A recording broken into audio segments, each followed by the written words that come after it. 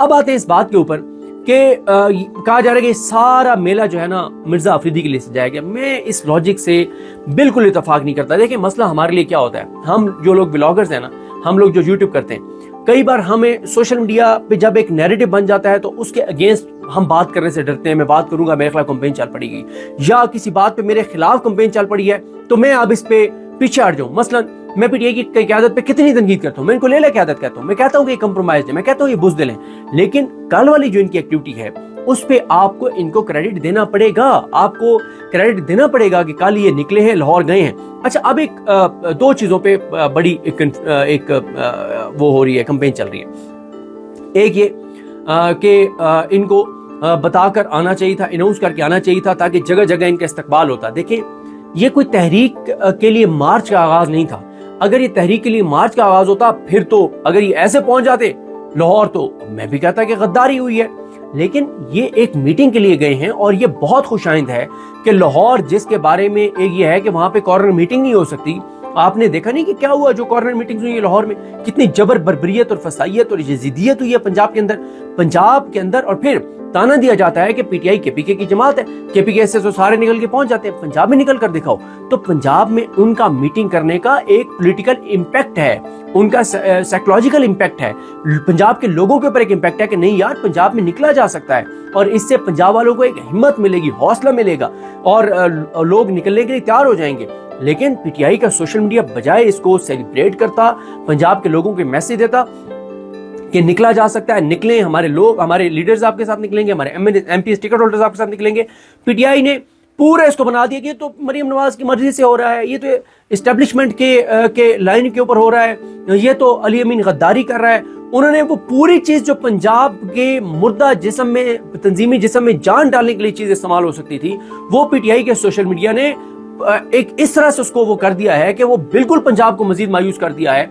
अब देखें, मैं नाक़िद हूं पीटीआई की क़यादत का, लेकिन अगर तहरीक का आगाज, जो कि आज प्रेस कॉन्फ्रेंस में भी कुछ चीजें आ जाएंगी, तो अगर तहरीक का आगाज होना है तो इन्हीं ने निकलना है, इन्हीं के साथ लोगों ने निकलना है। मैं इनको इसलिए क्रिटिसाइज करता हूं कि इनकी हिकमत अमली मुयस्सर नहीं है, ये निकलते नहीं है। लेकिन जब ये निकलने के लिए तैयार नजर आएंगे तो लोगों को बताना होगा कि हाँ यार ये निकलने के लिए तैयार है, ताकि लोग इनके साथ निकलें।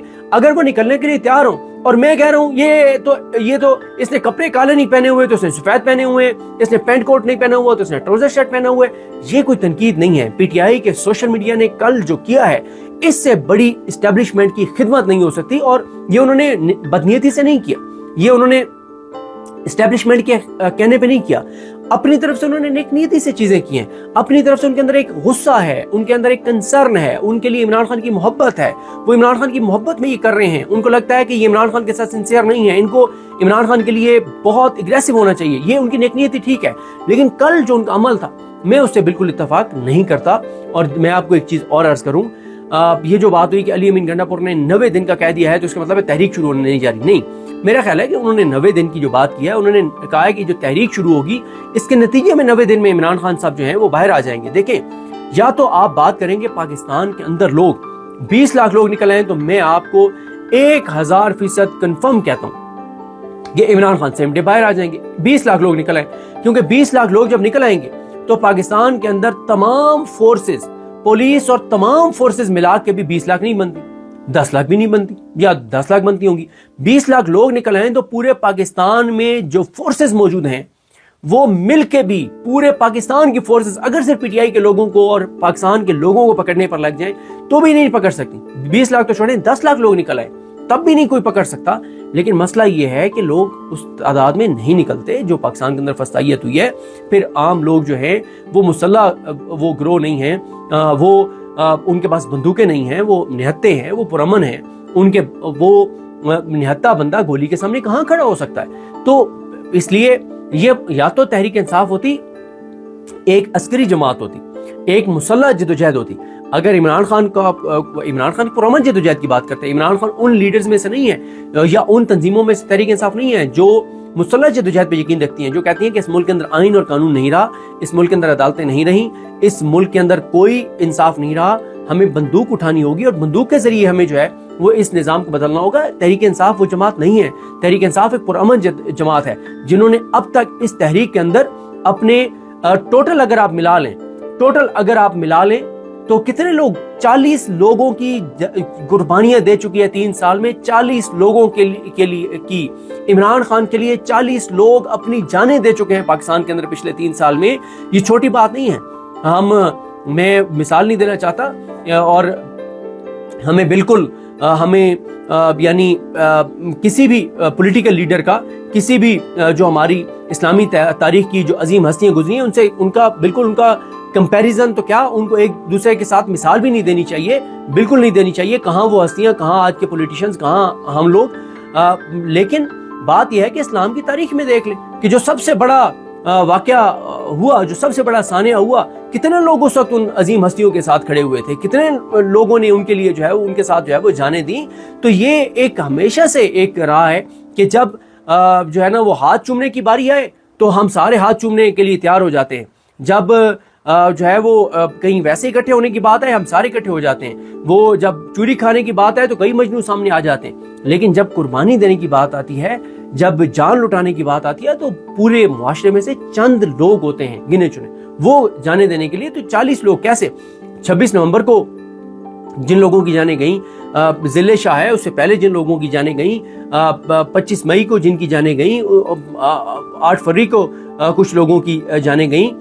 پھر اسی طرح سے آپ دیکھ لیں کہ 9 مئی کو کچھ لوگوں کی جانیں گئیں. پھر آپ دیکھ لیں کہ 9-10 لوگ وہ جان سے جا چکے ہیں جو جیلوں سے آئے، اور جیلوں سے آنے کے بعد ان کی 9-10 لوگوں کی جانیں جا چکے ہیں. تو 40 لوگ عمران خان کے لیے جانیں دے چکے ہیں. یہ چھوٹی بات نہیں ہے، یہ بڑی بات ہے.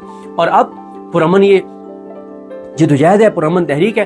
تو میرا خیال ہے کہ علی امین گنڈا پور صاحب جو بات کر رہے ہیں وہ یہ کہہ رہے ہیں کہ جب اس تحریک کا آغاز ہوگا تو یہ جو مومنٹم جاری رہے گا تو 90 دن میں عمران خان رہا ہو جائیں گے. اور یہ ایک آئیڈیل بات کیا ہے؟ آئیڈیل بات تو یہ ہے کہ 10 لاکھ 12 لاکھ لوگ نکلیں اور ایک دن عمران خان باہر آ جائے اور یہ نظام گر جائے، یہ حکومت گھر چلی جائے.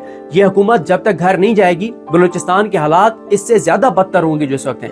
KPK کے حالات اس سے زیادہ بدتر ہوں گے جو ہیں. کل بھی میں نے اسد اللہ خان صاحب کے ساتھ ایک بلاگ کیا تھا جس میں عرض کیا تھا کہ جو بلوچستان اور KPK میں دہشت گردی ہے، اس میں جو اصل وہ معاملہ ہے وہ وفاقی حکومت سے ریلیٹڈ ہے.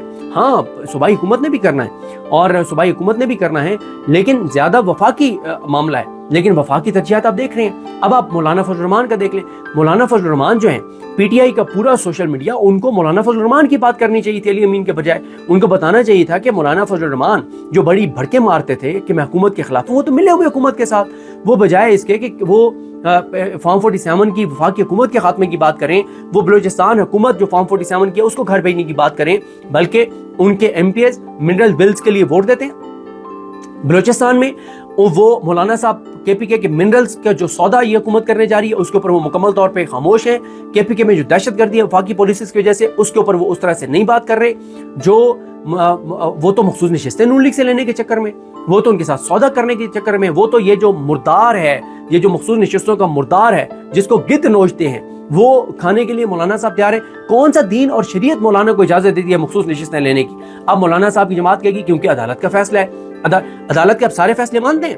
آپ نے مبارک ثانی کیس کا قاضی فائزہ کا فیصلہ مان لیا تھا، اس کے لیے تو آپ نے پورے ملک کے اندر ایک کوہرام برپا کر دیا تھا. آپ نے اس فیصلے کو نہیں مانا تھا، بالآخر وہ فیصلہ آپ نے تبدیل کروایا تھا. آپ کہتے ہیں کہ جی پارلیمنٹ کی قانون سازی کے نتیجے میں نشستیں مل رہی ہیں. تو پارلیمنٹ نے تو کئی ایسی قانون سازیاں کی جس کو آپ نے غیر اسلامی قرار دے کے آپ اس کے خلاف کھڑے ہو گئے تھے.